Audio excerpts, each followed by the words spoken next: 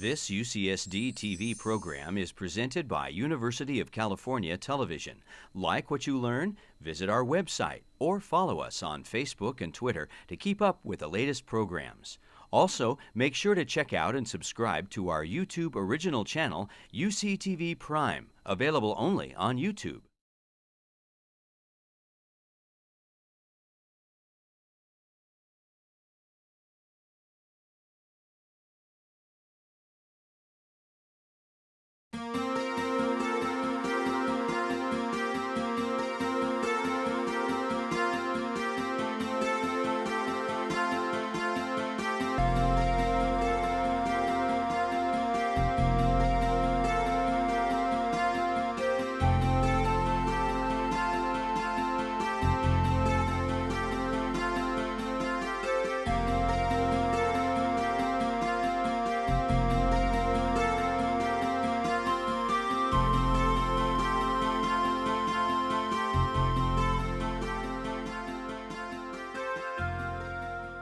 Good morning, everyone. I'm Mary Walshock from UC San Diego, Elizabeth Keffer's partner in crime, and we're delighted that you're with us for the morning and through lunch of the Atlantic Meets the Pacific. It's always important to thank our supporters and underwriters, and I want to echo what Elizabeth has been saying consistently through the sessions. Without Merrill Lynch and Life Technologies and Qualcomm and United Health, and for those of you who are San Diegans, the Benbow Foundation, we couldn't have put this together. And we're delighted with the friendships that are growing with these underwriters and hope we'll continue to collaborate in the years ahead. We have a really interesting morning. It begins with a conversation between Larry Smarr and Mark Bowden. So thank you again for being with us, and enjoy the morning.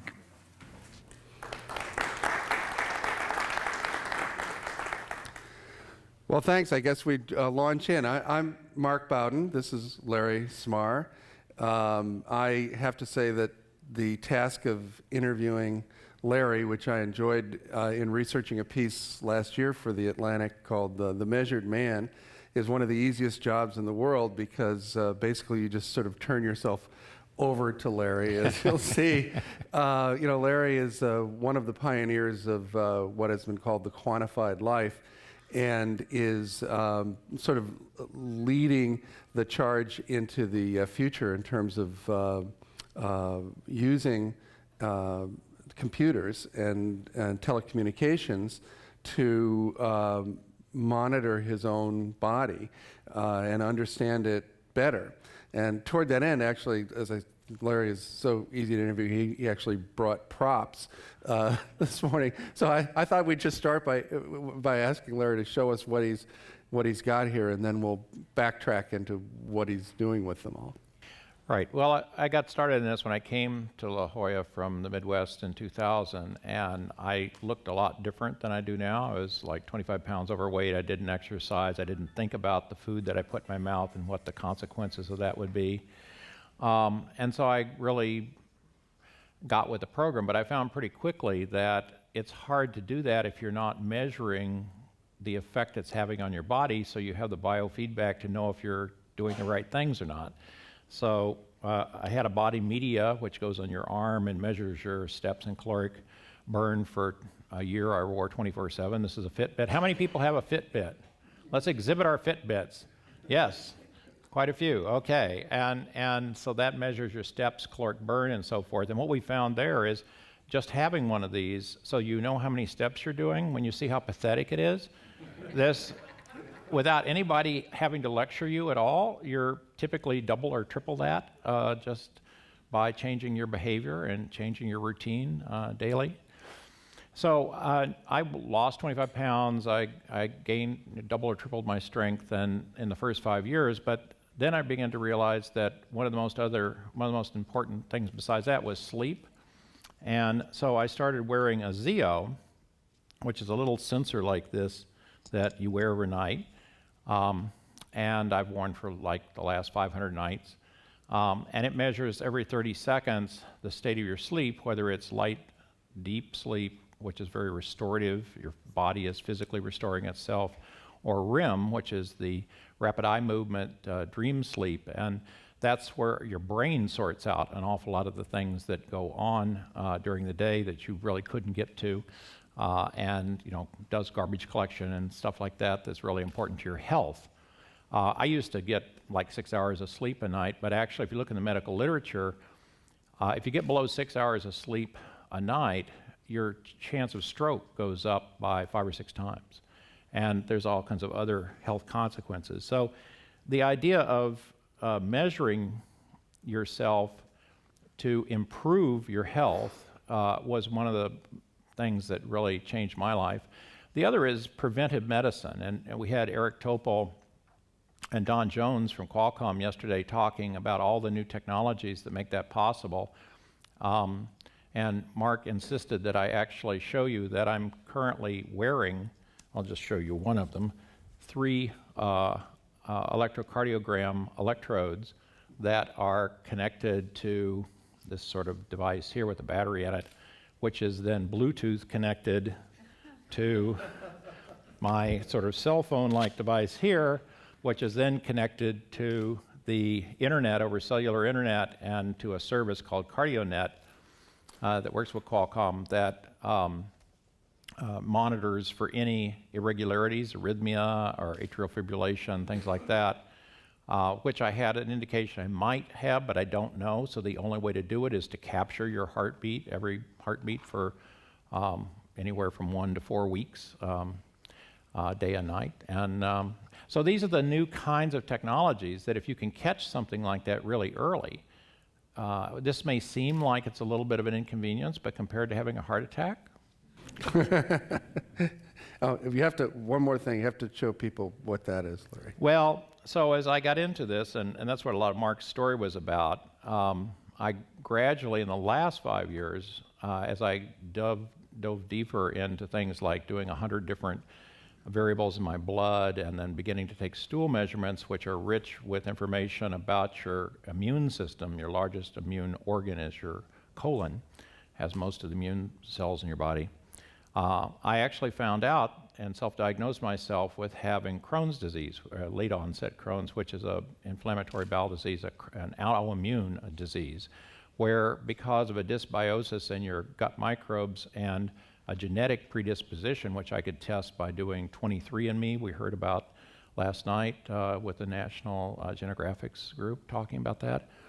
I did have a genetic predisposition to pro-inflammation, and I was able to show that I did have this dysbiosis. And so I got an MRI, and as I always do as Eric would say, when you go to the doctor, make sure that you ask for your data. And so I said, give me my data from my MRI, and they'll cut you a little CD, and then we took it back and put it into our interactive 3D visualization, which a number of you saw on the tour yesterday to Cal IT2, where our staff does all of this work. But then I said, well, gee, don't we have some 3D printers? Remember last night, Craig Venner talking about 3D printers? And I said, well, why don't we print my colon? And so this is the descending part of the colon. I've got this sort of funky little, like the U-tube underneath your sink, you know?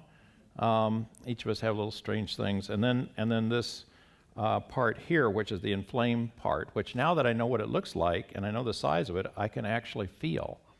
And that's inflamed by the autoimmune. The white blood cells are actually going into the cell wall, into the wall here, and this should be about 3 millimeters thick. It's about 15 millimeters thick, about 5 times inflamed. But once you have that and you really understand the state of your body, then you're in a much better position to imagine what therapy, whether it's medical or diet or probiotics or whatever, you're not flying blind. And you're a participant with your doctor. You're a collaborator with your doctor and with the medical literature. Mm-hmm. So Larry's story is, his personal story is actually part of a much larger story about the impact computers and supercomputers are having on modern life. And as he has explained to me so well, you know, one of the major contribution that supercomputers make is it enables us to understand systems of greater and greater complexity. And years ago, Larry has been involved with the development of the internet and computers his whole career. He was telling me how years ago in studying ecosystems, he built a coral reef in a tank at his home. Tell me the story of the coral reef, Larry. Well, as supercomputers, I was the founding director of the National Center for Supercomputing Applications, the sister center to the San Diego Supercomputer Center here that Sid Karen ran, and from '85 till 2000. And one of the things, we tried to encourage lots of new disciplines to use large amounts of data and computing, and so ecological modeling became a big deal. And I was sort of a little suspicious of this, and I wanted, how well can we do this? And coral reefs were a sort of hobby of mine. I did a lot of snorkeling around the world to study coral reefs. They're like the richest diversity of life on the planet other than the rainforest on land. And so I wondered, well, how sensitive are these things? So I gradually built up to a 120-gallon coral reef in my living room. With about, I collected phyla, which are the sort of top-level life. So vertebra is everything with a backbone. So all the fishes were just like one phyla. And then shrimp were a different thing, and starfish were a different thing, and then all kinds of coral and little invertebrates and so forth. And what was amazing to me is I had, there was all these things you had to do. The light was incredibly intense. You had to get to mimic the sun. You had reverse osmosis units to get the pure water so that you didn't have all the stuff that's in, city water. But I found that still my corals after a little while would sort of curl up and pull off and die from the rock. And I said, why? And I did a little research on it, and it turned out that there's a protein that holds the coral to the rock that has a big atom of molybdenum. And it's like the iron atom in hemoglobin that carries your oxygen in your blood. And so I found that if I put something like 5 drops of molybdenum in 120 gallons, it solved the problem. And so that gave me a sense of the sensitivity that these complex interactive systems have. And that, as I began to study my own body as, an aquarium, it's transparent, as I showed you. You can fly in my body. There's, if you want to look on the web, there's videos of me giving tours of the inside of my body. But the biochemical cycles in your body that all influence each other, all of the things that your genes activate, you again see these kind of sensitivities, and that's one reason, for instance, I monitor so many different elements or compounds in my blood, and then if I'm low on them, then I'll supplement them or change my diet to bring them back up to what's a good level. And you are that sensitive. I mean, that's one reason why having such a broad, diverse diet is so important, because there are many of these micronutrients that if you don't have, it will lead to problems with your health. Right. I love the parallel with, Larry taking a personal interest in coral reef and how that related then to the larger issue of, environmental or ecological modeling. And that's very similar to what you're doing with your own body at your institute. Tell us what you think, where you think these efforts that you're making with yourself lead for, people 10 years from now or whatever. So sometimes people are critical of what is called an N=1, one-person experiment. But here's the thing. When I talk to senior doctors, what I find is that the more forward-looking of them understand that an N=1 allows you to go into vastly more detail on how these subsystems are working and interfacing with each other in a body than you would ever get in, say, a clinical trial of 1,000 people, which are very superficial per person. And what they do is they're hypothesis generators, so that once you get this kind of detailed thing, like in my case, I'm now looking at the ecology of the microbe in the gut and how that compares with healthier people that have, say, Crohn's disease. That forms a hypothesis. Well, what if we then expanded this? And that's what we're doing now between Cal IT2 and the School of Medicine here at UCSD, is we're going to take me as an N of 1. I'm sort of suggesting questions.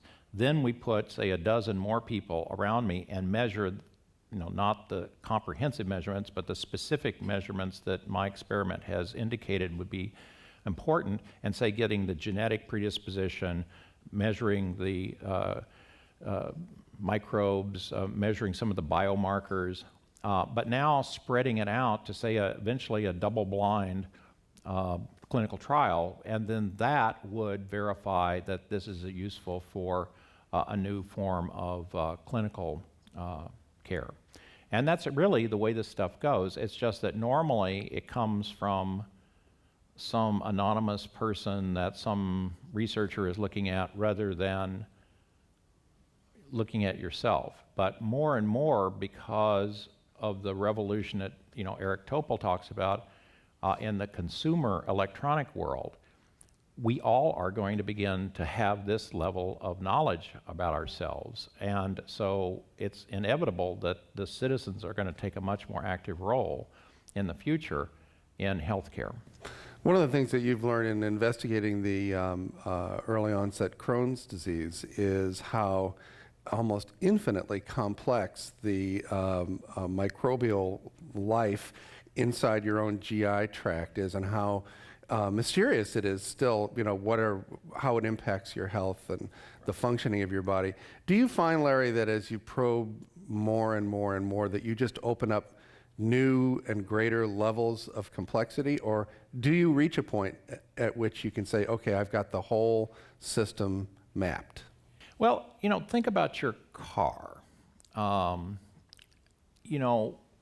If none of us, well, I wouldn't say none of us, but very few of us actually understand in detail how the electrical subsystem works, how the gasoline goes in, gets mixed with the air, the chemical reactions, the flame dynamics that happen inside the pistons, the catalytic converters, the brake systems, particularly all the ones that have, you've got like 100 microprocessors, sensor actuators in your car. How does all of that software, there's millions, 10 million, lines of code, maybe 50 million lines of code in your car. How does all that software work?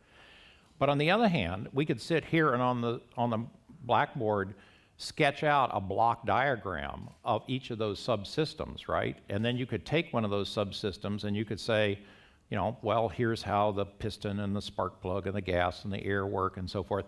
So you think logically in terms of these structures. Well, it's the same thing with the body. Yes, I've got 25 billion bases that I now know of the DNA of my microbes, thanks to Craig Venner's Institute that sequenced the data.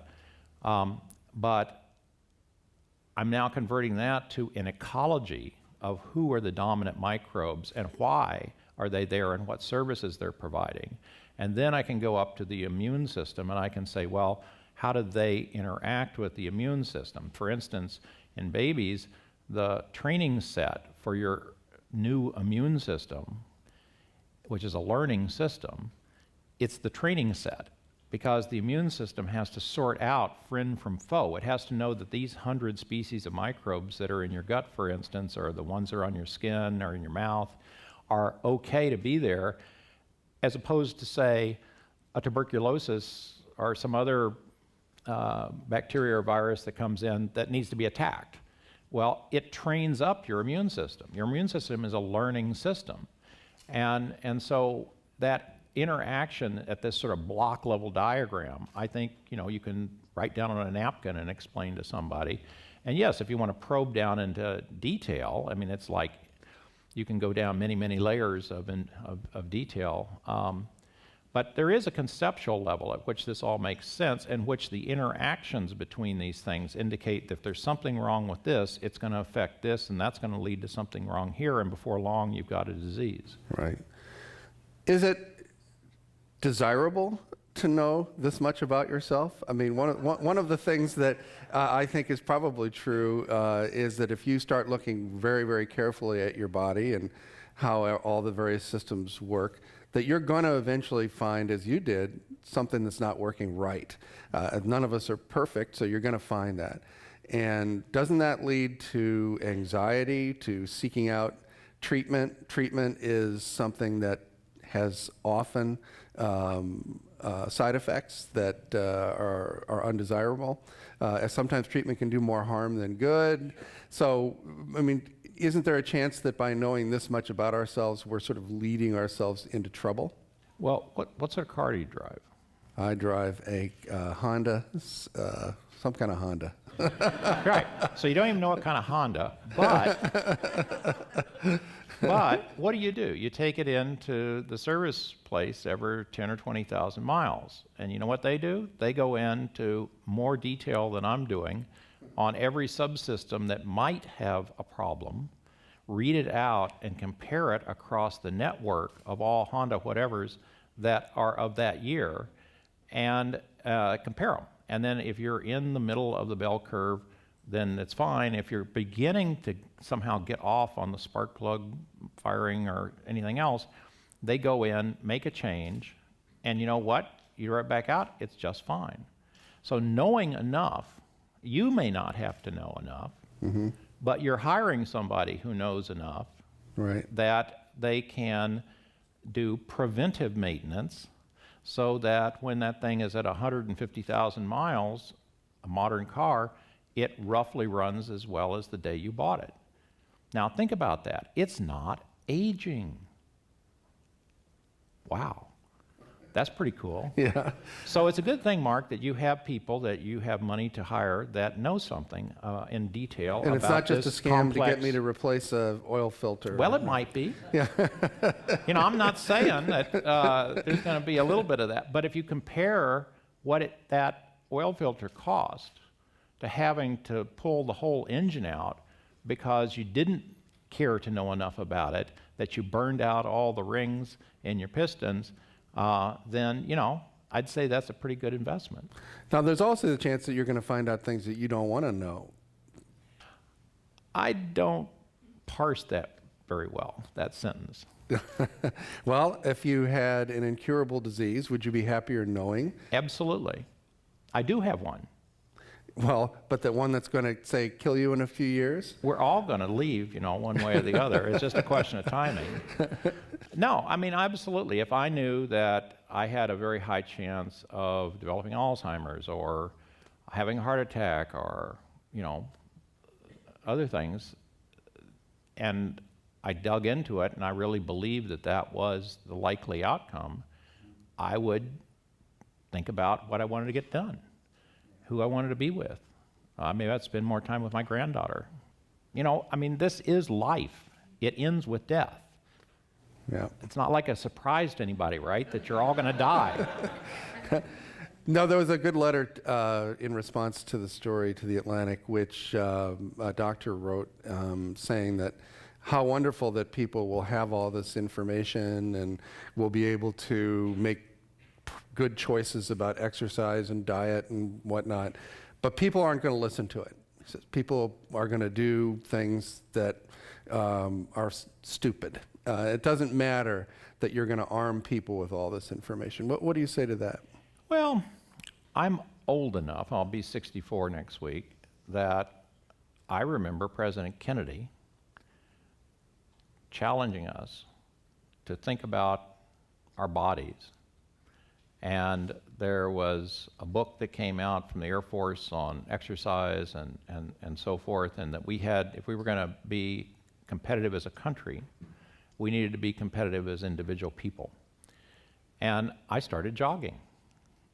And it was so early, in the early 60s, to be jogging through the neighborhood that the little kids would run after me and say, "What's that man running through our neighborhood?" And the parents would come out and say, "I don't know, must be criminal, getting away from the police." Why else would you run? So I think our nation is in a very dire situation caused by are people not taking personal responsibility for their bodies. And the obesity epidemic, which is in its 4th decade and is unrelenting, will bankrupt this country. I don't care whether you're Republican or Democrat, there's just not enough money in the world. If we all took our cars and we just said, well, this $5 gallon per gas, you know, I don't like that, I'm just going to use half water. It's cheaper, you know. What kind of car fleet would we have, you know? I mean, so people just think there's no relationship between what they put in their body, whether they exercise, any of these things that are related to why we have this unrelenting obesity epidemic. We didn't used to have one, you know? And so why, this is one of the biggest public health emergencies in the history of the Republic. And yet, are we treating it like that? And you keep hearing the deficit talks about, well, it's going to be health care that are going to bankrupt. Well, 70% or something of health care is chronic disease management. If we're all going to turn our bodies into chronically ill people that require vast amounts of medical care, then yeah, we're done as a country. So I think there's going to be a revolution. I think there's going to be a pushback. It's starting here in La Jolla. We're a centerpiece of this counter-revolution where you're seeing a lot of this health consciousness radiate out from places like La Jolla. And I think the change is well underway, but it's going to take decades. So I'd be remiss if I didn't ask you to talk for a minute about poop. People don't respect their poop. I guess I didn't understand it either. Look, a lot of people are squeamish at blood, but they also intellectually know that in blood is a window into the biochemistry of the body. And there are all kinds of biomarkers that are important for us to get at. Stool is the same thing. 40% by dry weight of stool is bacteria that were in your gut. You have 5 pounds of bacteria in your gut. You have 10 times as many cells in your microbes as you have human cells. And that wonderful DNA that Craig was talking about last night, that has 1% of the genes in your body. 99% of the genes are in the microbes, and they're providing services to your body. And yet, medicine up to this point has completely ignored it because it was almost impossible to measure because it costs too much to genetically sequence them, and that's the only way you can tell the microbes apart from one another. But we've had a 1,000,000-fold reduction in the cost of gene sequencing since Craig got his genome sequenced back in 2000. I mean, right now, you know, we've sequenced all mine. You can compare that with healthy people. You can figure out what's wrong with you. I mean, look, this is, in August, the cover of The Economist, not known as a biotech journal, right? Microbes maketh man. And they go on, this is the cover story, right? I don't know if the Atlantic's had one yet, but you know, they might get with it. So this is serious. I mean, why is The Economist covering this? Because they understand it will revolutionize healthcare. How can you be, it's like I was a cosmologist for a long time, and we thought all the stars and the galaxies you could see were like, you know, what made up the universe. And now we understand it's a few percent of the universe, and the dark matter and the dark energy make all the rest of it. And we didn't know they were there. Well, there was a time, think of, you know, I did my first cosmology course in 1968. Think of medicine as at that stage. And now we've discovered, The Economist has discovered, right? I mean, this is like, the world has discovered this. The National Institutes of Health have put billions of dollars in the last few years into the human microbiome program to find out in a crash program what's there. It turns out it's intimately related to all autoimmune diseases. It has a lot to do with heart, renal failure. It has to do with even a lot of things to do with the brain. And what have we done? We promiscuously use antibiotics in this society. 80% of the antibiotics in America go into farm animals that are in these horrible conditions that either they need the antibiotics to keep the, anyway, horrible conditions. Well, what is that? That's a Darwinian cesspool for breeding antibiotic-resistant bacteria, which is, do you know that antibiotic-resistant bacteria that were picked up in hospitals killed 100,000 Americans last year? More than all automobile accidents, homicides, HIV, and emphysema deaths put together. And it's increasing at a frightening rate. And we heard from Craig last night, the drug companies are shutting down. They're making new antibiotics. Hello, crisis. Okay, so we've got to understand, if you think about what that does, when you take a general broad-spectrum antibiotic to your microbiome, it's just like napalming the village to kill a few bad guys.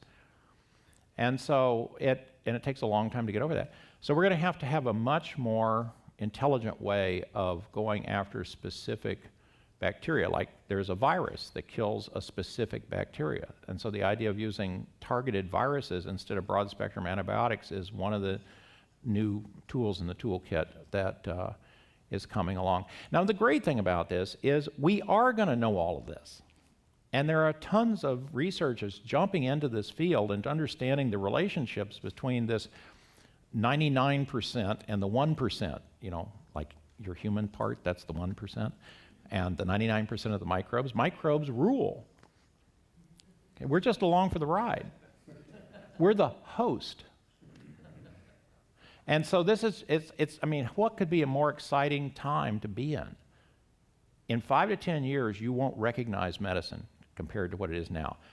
Because of the things that Eric Topol said, that Don Jones said about the whole wireless health, because of the whole genome revolution, because of the ability to have population-wide available data, not just crazy people like me, and you'll have software apps on your smartphone that are helping you make better decisions every moment of the day.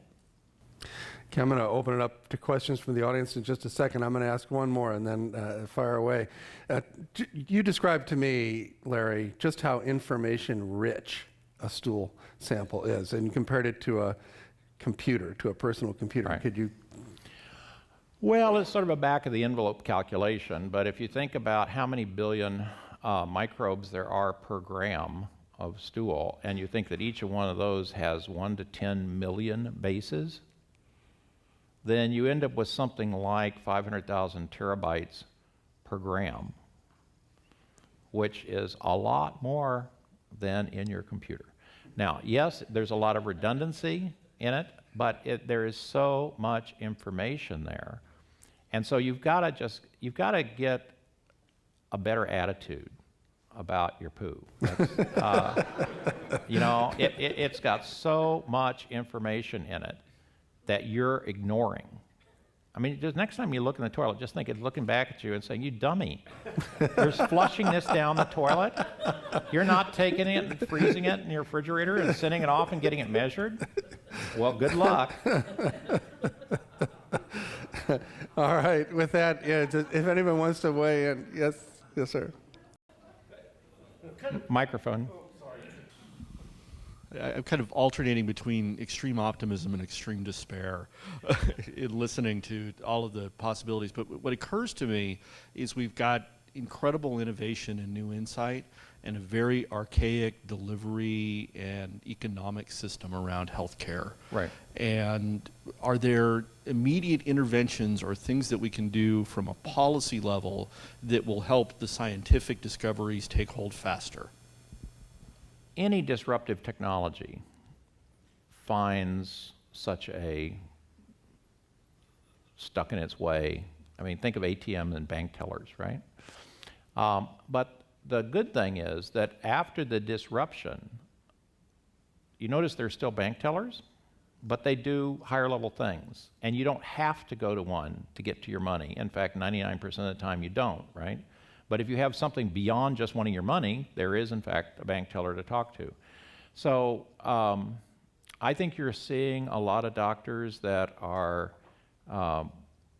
wanting to get out of the trap they're in with the business model of HMOs and other things that say, you know, the number of insurance bills per day is our bottom line.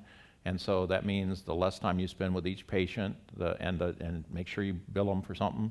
That no doctor wanted to be in that kind of rat race, I mean, when they went to medical school. So many of the doctors are doing things like going to concierge medicine or going to things where they can begin to do this kind of data rich. We have MD Revolution right here in town as a good example of a set of doctors that are beginning to pull together nutrition, exercise, biomarkers. And I think you'll see that. That's the way you always do. You know, there's the early adopters, they're spotty, you know, they are often controversial. And then gradually that becomes more and more. There begin to be some policy changes and reforms that make it more possible to do things. And then eventually it's just a flood. And then you get the tower record phenomenon. I mean, I couldn't believe there would ever be a time when there isn't a tower record store in which I can get CDs. You know, and then Sean Parker makes Napster and file sharing, and all the world starts to disintegrate, and then a genius like Steve Jobs comes along and invents iTunes, and the whole world is upside down, and all the tower record stores are gone before you can hardly turn around. So these things can go very fast.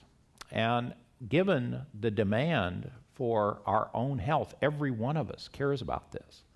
Not every one of us cares about CDs. So I think this thing could go a lot faster than people are thinking. And it will be driven by you, not the doctors.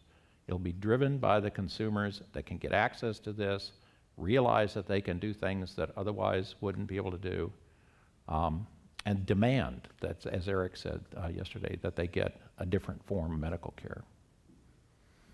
Hi, Greg Jabin from Del Mar, just up the road. A very interesting discussion. I enjoyed it.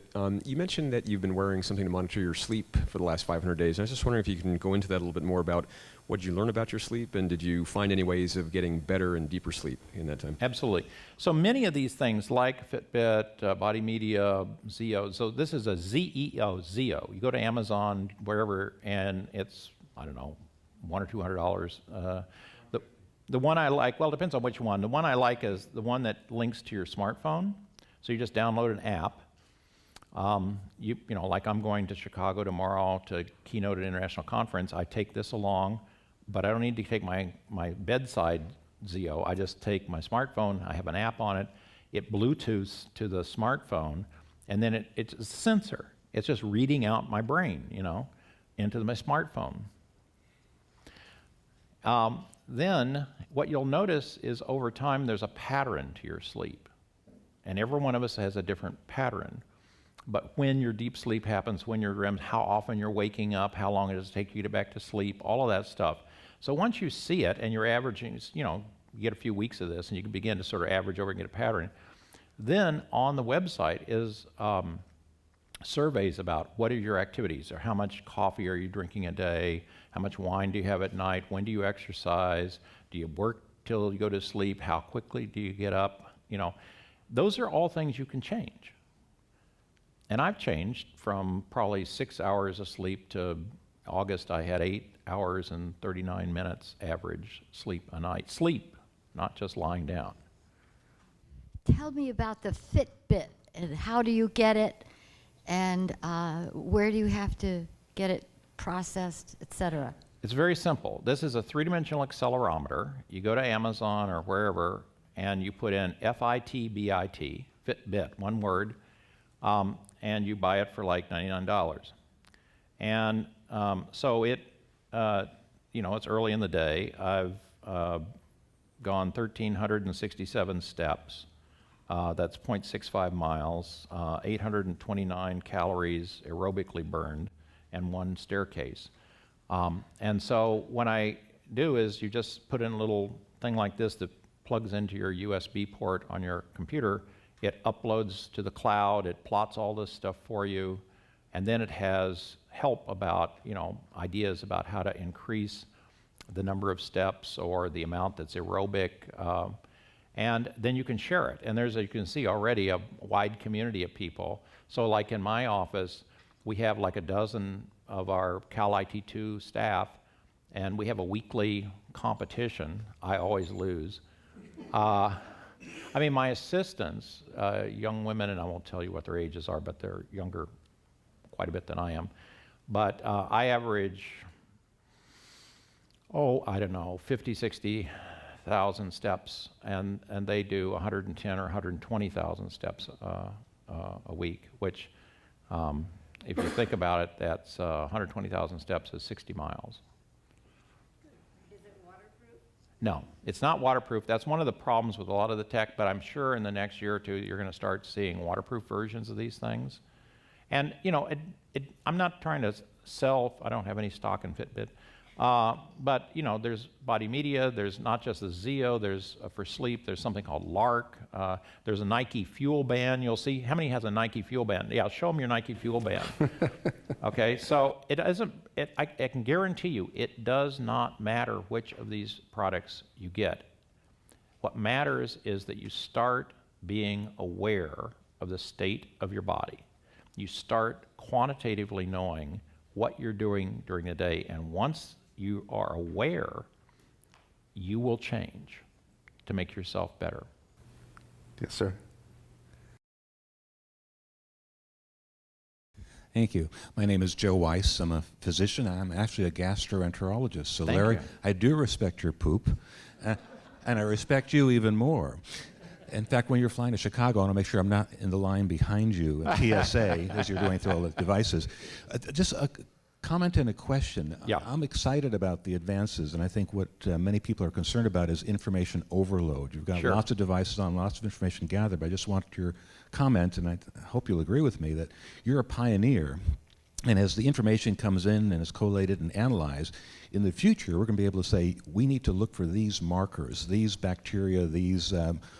so it's not everyone's going to have to wear a half a dozen devices. We're really going to have it all refined, and it's thanks to people like you and the other pioneers in the area. The other thought I would ask you to comment on is a lot of diseases are thought to be chronic diseases, and they've been around for a long time. Somebody has a kidney stone, well, that happened all of a sudden. Well, no, that kidney stone was forming for quite some time. Inflammatory bowel disease, all of a sudden you're diagnosed with Crohn's. No, that's been smoldering for years. And I'm curious with your markers, if I remember reading the story, I think they were picked up well before anyone ever diagnosed your That's inflammatory correct. bowel disease. And if you would comment about the early diagnosis and perhaps the advances with probiotics and ways to intervene early. Sure. So, first of all, I am a lifetime scientist, and so don't try this at home. I mean, you know, I can read, I've pulled down and read 400 of the leading medical research articles. I've taught myself a great deal about gastroenterology and the microbes, all the stuff I didn't know anything about. I've actually written a how-to guide it's on my portal at Cal IT2 on how to measure which markers to look for if you're interested in your kidneys, your liver, your heart, whatever. So yes, I've always lived in the future. That's what I'm paid to do by society, is to live in the future and report back.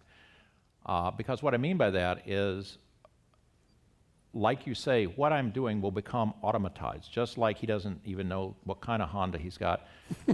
He doesn't need to, right?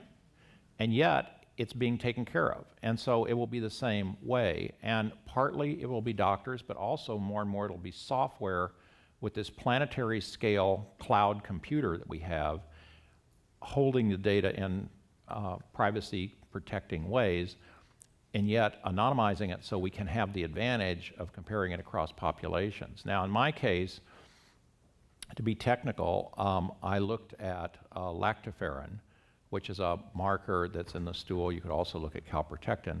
What is that? Well, when the white blood cells, the killer white blood cells, start attacking you in an autoimmune disease, they sort of throw these proteins off to try to, what it does is it sequesters away the iron or the zinc and the manganese from the microbes that need that to grow.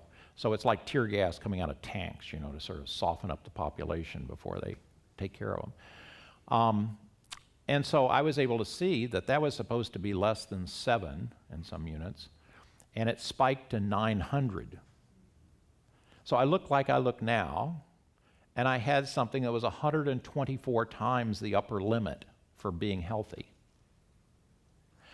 And you ask me, well, how do I feel? I feel great. That doesn't have anything to do with the state of my body, actually, because you don't have, as you know, many pain receptors in your colon. And so you can have a total battlefield in there and just look like, horrible if you look in a colonoscopy, and you wouldn't be aware of it. And so, yes, I was able to tell, but I did it by tracking over time these key biomarkers and noticing that 99 out of 100 things I was looking at my blood were normal.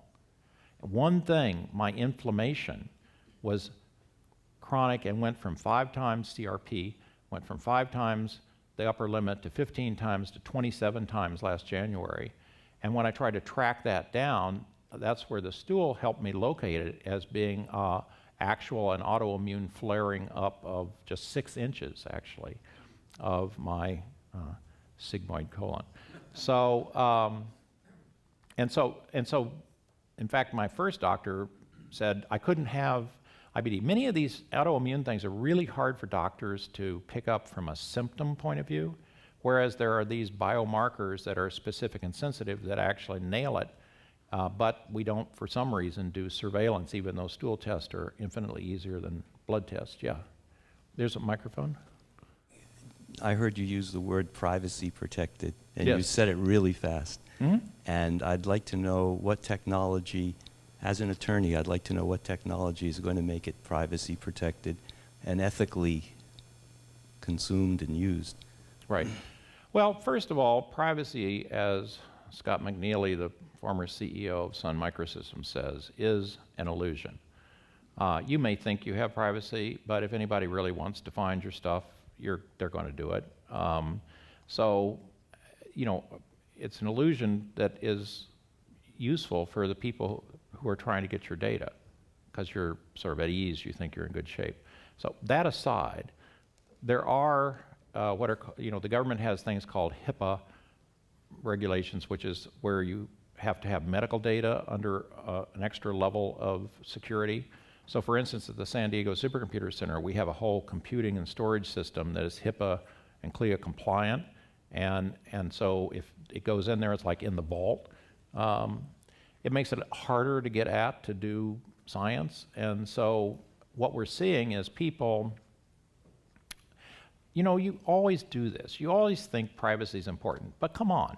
You pick up a phone and you order something from a catalog and you give somebody somewhere in the world who's at minimum wage or your credit card number and your little, sacred pin on the back of the card. That's secure? Give me a break. And so you act in an unsecure way is what you do, because it's a trade-off between getting things done. And so that's really what it comes down to. People are weighing the advantage of, like, I'm publishing my data, even though I might have some bad consequences from insurance or something else, because I'm gaining so much back from people who have similar situations, who share with me their experience, that it's a net gain. Now, I'm not saying that's for everybody. I hope we'll have major policy changes that enable us all to share our data with no consequences, but that's not where we are yet. And so, I'm a revolutionary. I mean, when you're in the initial guard, they get your head broken a few times. So that's part of what goes with the territory. But hopefully where we're going is a place where we can all share our data about ourselves, and from that learn how to keep ourselves much more healthy. Well, we have to go. Thank you very much.